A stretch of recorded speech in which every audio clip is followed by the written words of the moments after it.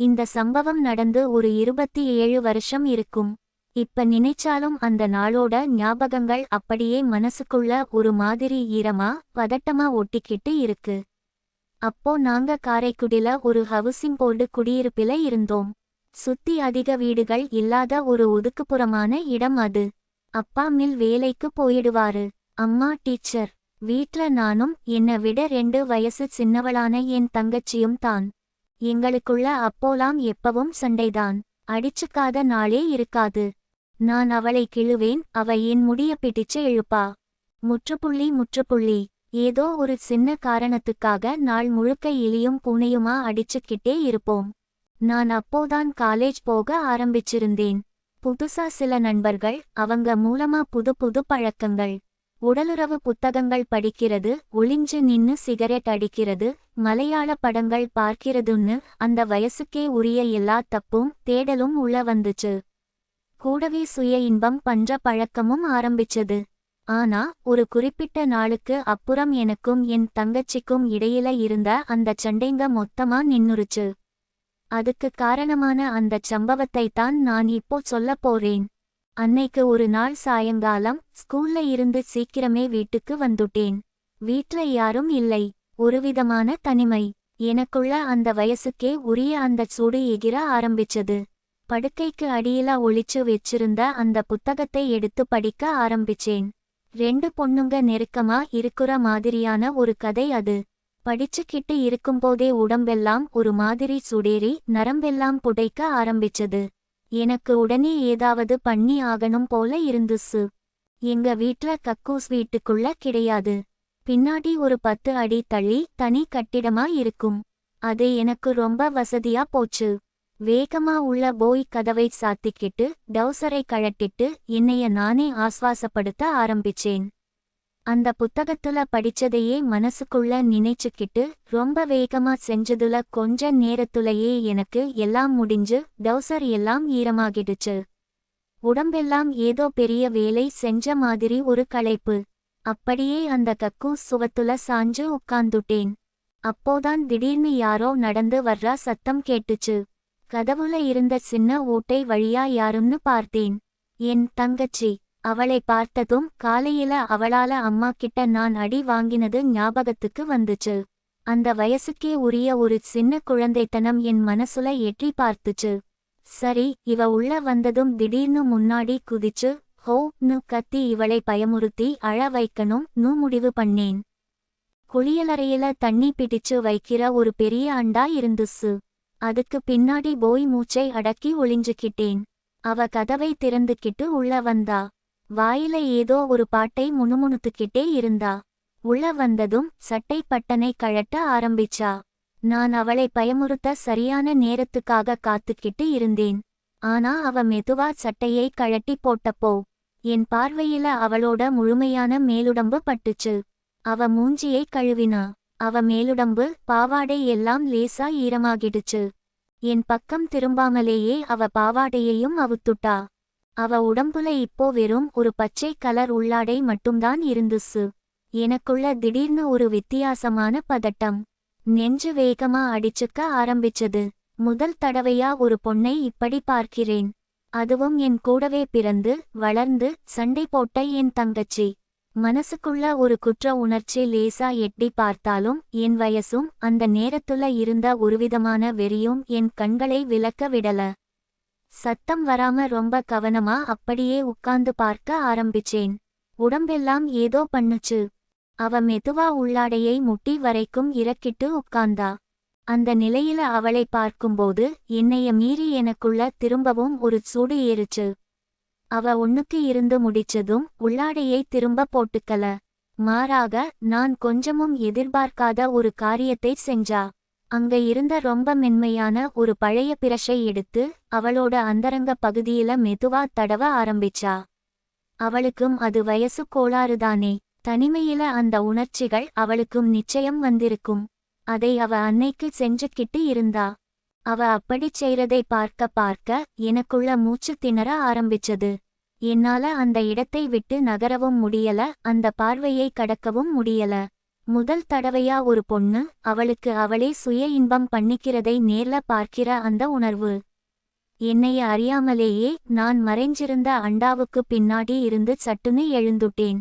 நான் எழுந்த வேகத்துல என் மேல பட்டு அந்த அண்டா சாய்ஞ்சு உள்ள இருந்த தண்ணி மொத்தமும் சடார்னு தரையில கொட்டிடுச்சு. என் தங்கச்சி பயந்து போய் ஐயோன்னு கத்திக்கிட்டே சுவத்தோட சுவரா ஒட்டிக்கிட்டா. ஒரு நொடியில அங்க இருந்த சூழலே மொத்தமா மாறிடுச்சு. அவ கண்கள்ல அப்படி ஒரு அதிர்ச்சி, பயம், கலவரம். என்னை ஆச்சரியமா பார்த்தா. எனக்கு இருந்த அந்த பதட்டத்துல நான் என் டவுசரை சரியா போட்டிருக்கல. என்னோட நிலைமை அவளுக்கு தெரிஞ்சுடுச்சு. அது அவளுக்கு முதல் அதிர்ச்சி. ரெண்டாவது, அவ செஞ்சுக்கிட்டு இருந்ததை நான் பார்த்தது. ஒரு நிமிஷம் அந்த சின்ன ரூம்குள்ள ஒரு பெரிய மயான அமைதி. 2 பேருக்கும் பேச்சே வரல. அவசரமா 2 பேரும் கைகளால எங்களை மறைச்சுக்கிட்டோம். அவதான் ரொம்ப மெதுவா அவளுக்கே கேட்காத குரல்ல கேட்டா, இங்க என்ன பண்ணிக்கிட்டு இருக்க? எனக்கு பதில் சொல்லத் தெரியல. தொண்டை வறண்டு போச்சு. நான் வந்து சும்மா இங்க ன்னு ஏதோ திக்கித் திணறி மழுப்பினேன். நான் கீழ உட்கார்ந்திருந்த இடத்துல நான் படிச்சுக்கிட்டு இருந்த அந்த புத்தகம் கிடந்துச்சு. அவ அதை பார்த்துட்டா. அது என்ன புத்தகம்னு அவளுக்கு தெரிஞ்சதும் அவ பார்வையின் கூர்மை இன்னும் அதிகமாச்சு. நான் தான் முதல்ல அமைதியை கொண்டுவர ட்ரை பண்ணேன். சரி, நான் உன்னை பார்த்ததை யாருக்கிட்டையும் சொல்ல மாட்டேன்.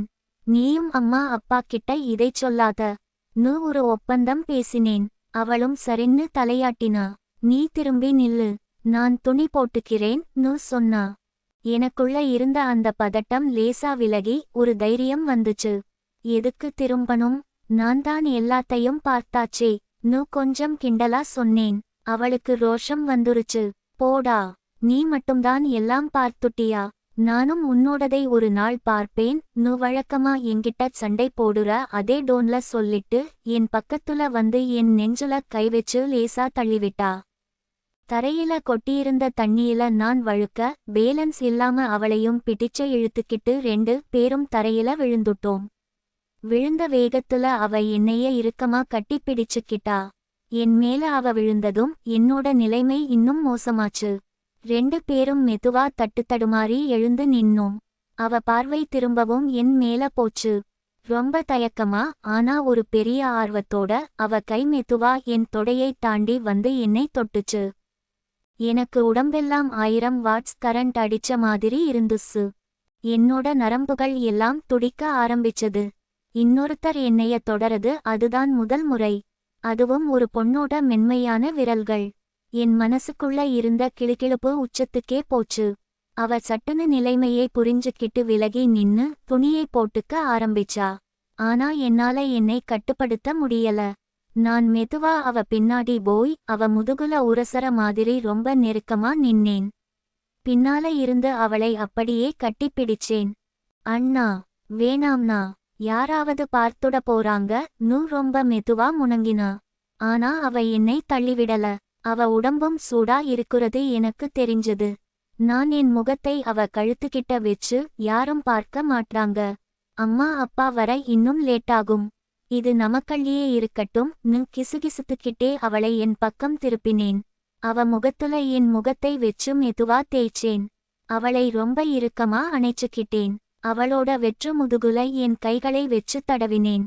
அவளும் என்னைய ரொம்ப அழுத்தமா கட்டிப்பிடிச்சுக்கிட்டு என் முகத்துல முத்தம் கொடுக்க ஆரம்பிச்சா. அவளோட அந்த உதடுகள் என் மேல படபட என் உடம்புக்குள்ள ஏதோ ஒரு புது ரசாயன மாற்றம் நடக்குற மாதிரி இருந்துச்சு. 2 பேரோட மூச்சுக்காத்தும் உன்னோட ஒண்ணு வேகமா கலந்துச்சு. நான் அவ முகத்துல கண்ணத்துல முத்தம் கொடுத்தேன். அவ காது மடல்களை மெதுவா என் உதடுகளால கவ்வினேன். அவளும் அப்படியே செஞ்சா. 2 பேரும் உதட்டோடு உதடு சேர்த்து ரொம்ப ஆழமா முத்தம் கொடுத்துக்கிட்டோம். அந்த நிமிஷம் நாங்க அண்ணன் தங்கச்சிங்கிற நினைப்பே எங்களுக்குள்ள இல்லை. அந்த வயசுக்கே உரிய தேடலும் ஒரு புது சுகமும் மட்டும்தான் கண்ணுக்கு முன்னாடி இருந்துச்சு. நான் அவ கையை எடுத்து என் மேல வச்சு அழுத்திக்கிட்டேன். அவளுக்கே என் உடம்பை பழக்கப்படுத்தினேன். அவளும் ரொம்ப ஆர்வமா என்னை பிடிச்சுக்க நான் அவ முகத்துல கழுத்துலன்னு எங்கெங்கேயோ முத்தம் கொடுத்துக்கிட்டே இருந்தேன். நான் புத்தகத்துல படிச்சதையெல்லாம் செஞ்சு பார்க்கணும்னு எனக்குள்ள ஒரு வெறி. அவளோட அந்த சின்ன மார்பகங்களை நான் என் வாயால கவ்வியப்போ அவ உடம்புல ஏற்பட்ட அந்தச் சிலிர்ப்பும் அவளோட முனங்களும் என்னை இன்னும் சுடேத்துச்சு. நான் அவளை அப்படியே கக்கூஸ் சுவத்தோட சேர்த்து வச்சு கீழ மண்டியிட்டு உட்கார்ந்தேன். அவ வயித்துல என் முகத்தை புதைச்சுக்கிட்டேன். அவ தொப்புளை சுத்தி முத்தம் கொடுத்துட்டு அவ தொடைகளை 2 கையாலையும் தடவினேன். அவளை அப்படியே தூக்கி அந்த கக்கூஸ் மேடை மேல படுக்க வச்சேன். முதல் தடவையா ஒரு பொண்ணோட அந்தரங்கத்தை இவ்ளோ நெருக்கமா பார்க்குறேன்.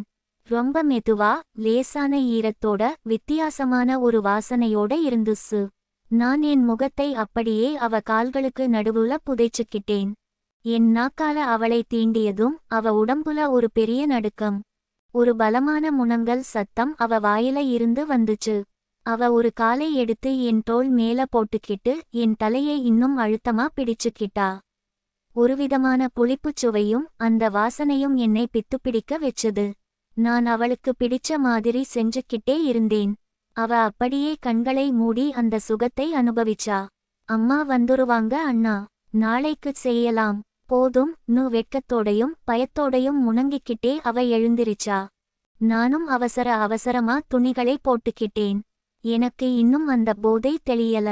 உடம்பெல்லாம் ஒரு மாதிரி வைப்ரேட் ஆகிக்கிட்டே இருந்துச்சு. 2 பேரும் ஹாலுக்கு வந்து எதுவுமே நடக்காத மாதிரி அமைதியா உட்கார்ந்துகிட்டோம். ஒரு 15 நிமிஷத்துல அம்மா அப்பா வந்துட்டாங்க. அம்மா காபி போட்டு கொடுத்தாங்க.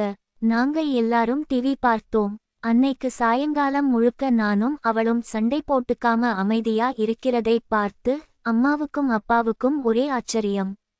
ராத்திரி அம்மா சப்பாத்தி செஞ்சிருந்தாங்க. சாப்பிட்டுட்டு ஒரு 10:30 மணிக்கு படுக்க போனோம். அப்பா உள் ரூம்ல படுத்துக்கிட்டார். அம்மாவும் தங்கச்சியும் ஹால்ல. நான் முன் ரூம்ல. படுக்க போறதுக்கு முன்னாடி அவ எனக்கு பால் கொண்டு வந்து கொடுத்தா.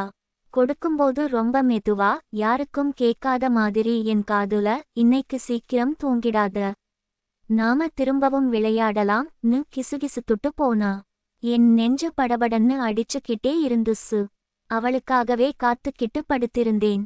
மணி சரியா 12:30 இருக்கும். வீடு முழுக்க நிசப்தம். என் படுக்கைக்கு பக்கத்துல யாரோ உட்கார்ந்து என் கன்னத்துல மெதுவா முத்தம் கொடுக்கிற மாதிரி இருந்துச்சு. கண்ணை திறந்து பார்த்தேன். இருட்டுல அவ முகம் தெரிஞ்சுது. நான் உடனே அவளை இழுத்து என் மேல போட்டுக்கிட்டேன். அவ உதடுகளை கவ்வினேன். அவ என் மேல படர்ந்து படுத்து என் உடம்பு முழுக்க முத்தம் கொடுத்தா. என் கழுத்து, காது மடல்னு எல்லா இடத்துலையும் அவளோட உதடுகள் பட்டுச்சு. சாயங்காலம் நான் அவளுக்கு என்னென்ன செஞ்சேனோ அதை அப்படியே எனக்கு திருப்பி கொடுத்தா. அவ மெதுவா என் முகத்துக்கு நேரா வந்து உட்கார்ந்தா. நான் புரிஞ்சுக்கிட்டு அவளை இன்னும் ஆழமா முத்தம் செஞ்சேன். அவ என் தலைமுடியை பிடிச்சு அழுத்திக்கிட்டே அந்த சுகத்துல திளைச்சா. அதுக்கப்புறம் அவளை என் பக்கத்துல படுக்க வச்சு என்னை அவளுக்கு பழக்கப்படுத்தினேன். முதல்ல கொஞ்சம் தயங்கினவ அப்புறம் ரொம்ப மெதுவா ஆரம்பிச்சு முழுசா அந்த விஷயத்துல இறங்கினா. அவளோட அந்த சூடான மூச்சுக்காத்தும் அவளோட மென்மையான தீண்டலும் என்னை பைத்தியம் ஆக்குச்சு. சாயங்காலம் பாதியில நின்ன அந்தச் சுகம் இப்போ முழுசா கிடைச்சுக்கிட்டு இருந்துச்சு. எனக்கு உச்சக்கட்டம் வர்றா மாதிரி இருந்ததும் அவளை நிறுத்திட்டு அப்படியே அவளை இழுத்து என் மேல போட்டு இறுக்கமா அணைச்சுக்கிட்டேன். எந்த துணியும் இல்லாம அவ உடம்பும் என் உடம்பும் அப்படியே உரச. அந்தச் சூட்டுலையும் வியர்வையிலையும் 2 பேரும் ஒருத்தரை ஒருத்தர் இறுக்கி பிடிச்சுக்கிட்டோம். அப்படியே தேய்க்க தேய்க்க கொஞ்ச நேரத்துலயே எனக்கு எல்லாம் முடிஞ்சு என் மொத்த உணர்ச்சியும் அவ உடம்புல பரவிச்சு. 2 பேருக்கும் மூச்சு முட்டுச்சு. அப்படியே ஒருத்தர் மேல ஒருத்தர் படுத்து அந்த படபடப்பு அடங்குற வரைக்கும் அமைதியா இருந்தோம். அப்புறம் எழுந்து அங்க இருந்த துணியாலேயே ஒருத்தருக்கு ஒருத்தர் சுத்தப்படுத்திக்கிட்டோம். அவ சத்தம் வராம திரும்பவும் போய் அம்மா பக்கத்துல படுத்துக்கிட்டா. அன்னைக்கு ராத்திரி எனக்கு எப்படி தூக்கம் வந்துச்சுன்னே தெரியல. அந்த நாளுக்கு அப்புறம் எங்களுக்கு பொருத்தமான நேரம் கிடைக்கும்போதெல்லாம் இந்த மாதிரி நெருக்கமான அன்பை பரிமாறிக்கிட்டோம். இன்னைக்கு அவளுக்கு கல்யாணம் ஆகி குழந்தைங்க இருந்தாலும் எங்களுக்குள்ள இருந்த அந்த ஒரு விசித்திரமான ஆழமான பந்தம் மட்டும் அப்படியேதான் இருக்கு.